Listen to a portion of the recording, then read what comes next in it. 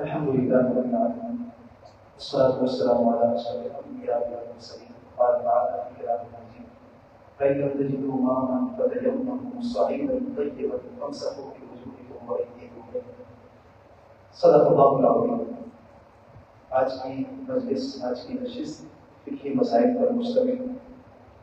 آپ کو بورڈ پر ہیڈنگ سے نظر آ چکا ہوگا کہ آج کی مجلس ہماری نشست تیمم کے حوالے سے. پچھلی نشستوں میں ہم نے وضو کی اقسام پڑھی، فرض اور واجب اور مستحب، اور پھر وضو کے کچھ مکروہات ہم نے پڑھے تھے کہ کن کن چیزوں سے وضو مکروہ ہو جاتا ہے. تو آج کی مجلس میں ہمارا سبق تیمم کے حوالے سے ہے. اللہ رب العالمین نے ارشاد فرمایا فَإِن لَّمْ تَجِدُوا مَاءً فَتَيَمَّمُوا صَعِيدًا طَيِّبًا فَامْسَحُوا بِوُجُوهِكُمْ وَأَيْدِيكُم مِّنْهُ کہ اگر تم پانی نہ پاؤ، تمہیں پانی نہ ملے، تو فرمایا کہ پاکیزہ مٹی کے ساتھ مسح کرو، یعنی تیمم کرو، اور اس سے اپنے چہرے کا اور اپنے ہاتھوں کا مسح کرو. اب تیمم کیا چیز ہے؟ تیمم کے بارے میں علماء نے لکھا کہ یہ وضو اور غسل کا خلیفہ ہے. وضو اور غسل کا خلیفہ تیمم ہے. یعنی جب آپ وضو کرتے ہیں، وضو کے لیے آپ کو پانی کی ضرورت پڑتی ہے. آپ پانی سے پاکیزگی حاصل کرتے ہیں، غسل بھی پانی سے کرتے ہیں، وضو بھی پانی سے کرتے ہیں. لیکن اگر یہ پانی میسر نہ ہو تو فرمایا کہ جب پانی میسر نہ ہو تو اللہ تعالیٰ کے حکم کے مطابق، چونکہ اللہ تعالیٰ نے یہ حکم نازل فرمایا ہے، تو اس حکم کو عمل میں لاتے ہوئے اب پاک مٹی سے ہم تیمم کریں گے. تیمم کے لیے چند چیزوں کا سمجھنا اور یاد رکھنا بہت ضروری ہے. اس سے متعلقہ چند چیزیں ہیں. سب سے پہلا کہ جب پانی پر قدرت نہ ہو، میں بڑے آسان الفاظ میں خلاصہ آپ کے سامنے رکھ کروں گا، ورنہ بہت کمی وجہ سے بہت باریکیاں ہیں اس کے اندر. تو سب سے پہلے نمبر پر پانی پر قدرت نہ ہو. جب پانی پر قادر نہیں ہے، ایک میل تک آپ پانی تلاش کریں، آپ کو نہیں ملتا، تو پھر آپ تیمم کریں گے. تیمم کر کے نماز پڑھنا آپ پر لازم ہے اور فرض ہے. پھر دوسرے نمبر پر کوئی عذر ہو، ایسا عذر کہ جو پانی سے مانع ہو. صاحب قرطبی نے فرمایا کہ مثال کے طور میں ایسا عذر ہے کہ صبح کا وقت ہے، سردی کا موسم ہے، وضو کرنے میں اتنی مشکلات ہیں، بندہ مریض ہے. فرمایا اب کہ اسے یقین ہے کہ میں اس پانی سے وضو کروں گا تو یہ مجھے مزید مرض میں مبتلا کر دے گا.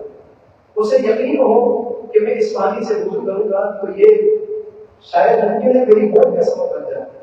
تو فرمایا کہ اگر اتنی شدت کے ساتھ معاملہ ہے تو فرمایا کہ یہ معاملہ اب پانی سے مانے ہے تو اب وہ تیمم کرے گا.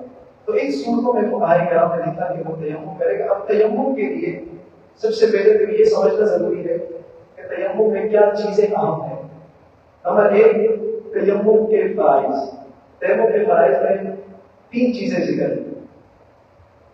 فرمایا کہ پہلے نمبر پر نیت ہے. اگر آپ نے نیت نہیں کی، بغیر نیت کے آپ نے تیمم کر لیا تو آپ کا تیمم ادا نہیں ہوگا. تو جب بھی آپ تیمم کریں گے، نماز ادا کرنے کے لیے آپ نے نیت کرنی ہے کہ میں پاکیزگی حاصل کرنے کے لیے، عبادت کی ادائیگی بجا لانے کے لیے میں پاکیزگی حاصل کر رہا ہوں اور تیمم کر رہا ہوں. آپ یہ نیت کریں گے. اگر نیت نہیں کی تو آپ کا تیمم ادا نہیں ہوگا، کیونکہ تیمم کے لیے نیت فرض ہے. جسے ہم وضو کرتے ہیں تو اس کے لیے ہم نیت کرتے ہیں، وہ مستحبات سنت ہے، مستحب ہے. اسی طرح ہم جب نماز پڑھتے ہیں، نماز کے لیے نیت کرتے ہیں، وہ شرائط میں سے ہے، شرط ہے. تو اسی طرح تیمم کے لیے نیت کرنا یہ فرض ہے. اس کے بغیر تیمم ادا نہیں ہوگا. یہ پہلا رکن ہے.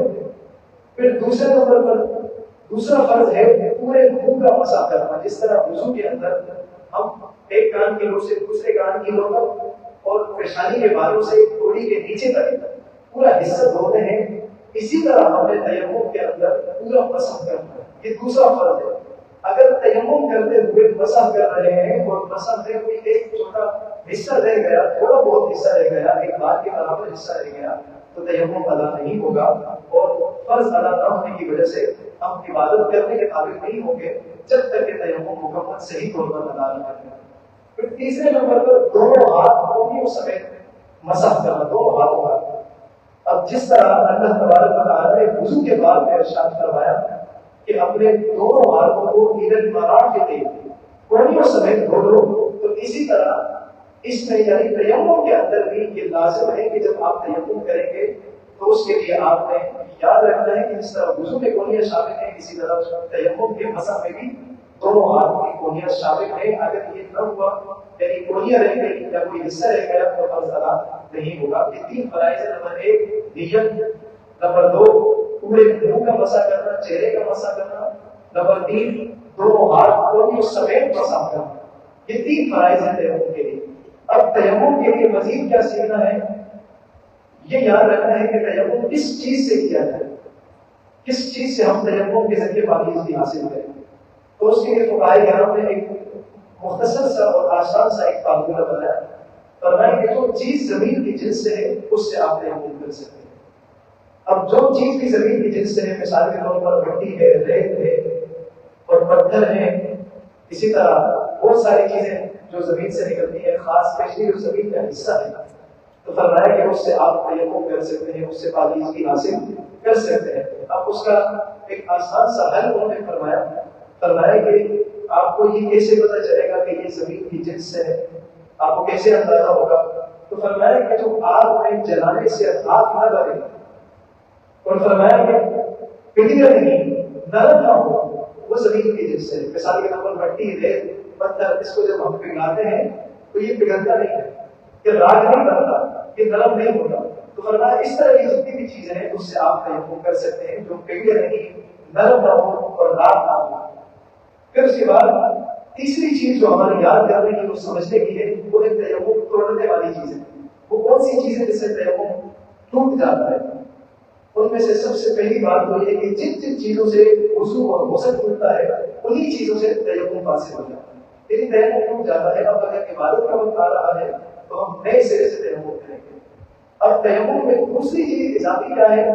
فرمایا کہ جب وہ شخص جو پانی پر قادر نہیں ہے، اس کو ایک دن تک پانی نظر نہیں آ رہا، نہیں ملتا، کہیں سے بھی میسر نہیں ہے، تو فرمایا کہ وہ پانی کی تلاش میں اب وہ تیمم کر رہا ہے. اسی دوران اسے معلوم ہوا کہ پانی موجود ہے. اب پانی پر وہ قادر ہو گیا، تو جیسے ہی پانی پر قادر ہوا اگر اس نے تیمم کیا ہے تو وہ تیمم ٹوٹ جائے گا. اب یہ پانی سے وضو کر کے غسل کر کے اپنی نماز ادا کرے گا. اور اگر تیمم نہیں کیا تو اب اسے تیمم کی حاجت نہیں ہے. اب یہ اصل یعنی وضو کی طرف آئے گا، اب وضو کرے گا اور نماز ادا کرے گا. تو یہ دو چیزیں ہیں، جو چیز وضو اور غسل کو توڑ دیتی ہے، تیمم کو حاصل کر دیتی ہے، توڑ دیتی ہے. اسی طرح پانی پر قدرت ہونا. ایک مریض تھا جو پانی پر قادر نہیں تھا، لیکن پانی سے وضو کرنے پر قادر نہیں تھا.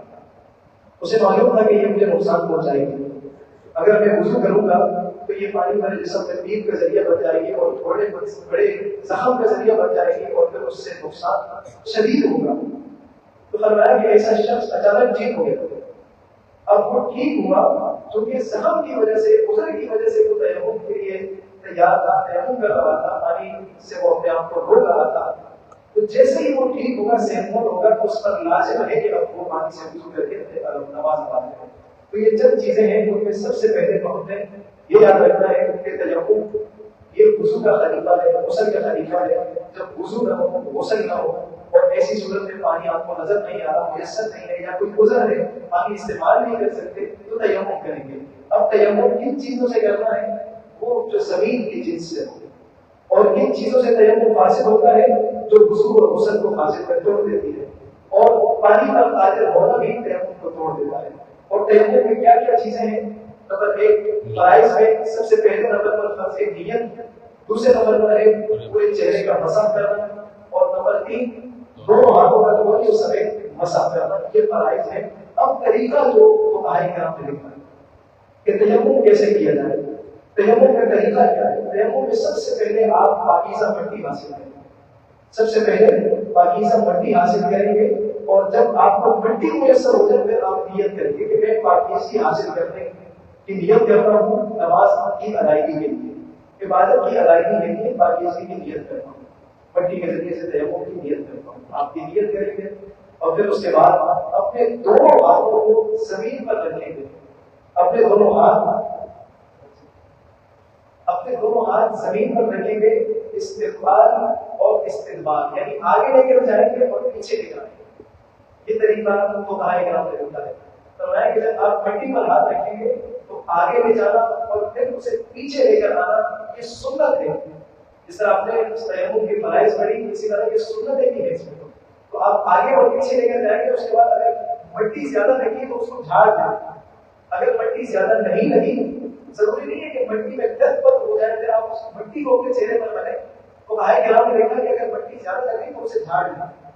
اب وہ ہاتھ جو مٹی پر لگے ہیں سب سے پہلے آپ اپنے چہرے پر کرتے ہیں مکمل طور پر, یا پیشانی کے بالوں سے لے کر تھوڑی کے نیچے تک اور ایک کان کی لو سے دوسرے کان کی لو تک مکمل اپنے چہرے پر ہاتھ کو پھیریں گے. آنکھوں سمیت ناک کی, آنکھ کی اور چہرہ نقصان سب کچھ اس میں شامل ہوگا.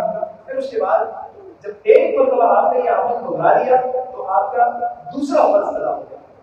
یعنی پہلا فرض نیت آپ نے کر لی, دوسرا فرض آپ نے اپنے چہرے پر وہ ہاتھ پھیرے جو آپ نے مٹی میں لگائے تھے اور مٹی میں آپ نے پھیرے تھے آگے پیچھے کیے تھے. تو یہ دوسرا فرض آپ کا ادا ہوتا ہے. پھر فرمایا کہ دوبارہ تیسرے نمبر پر تیسرا فرض ادا کرنے کے لیے آپ نے دوبارہ اپنے دونوں ہاتھوں کو مٹی پر رکھنا ہے. اسی طرح آگے اور پیچھے, یعنی آگے کی طرف لے کر جائیں گے, پیچھے لے کر آئیں گے. اگر مٹی زیادہ لگے تو ہاتھ جھاڑ لیجیے اور پھر اس کے بعد اپنے سیدھے ہاتھ کا مسح کر لیں مکمل. پھر اس کے بعد بائیں ہاتھ کا مکمل مسح کر لیں. آپ کا تیمم ادا ہو جائے گا. یہ فرائض ہیں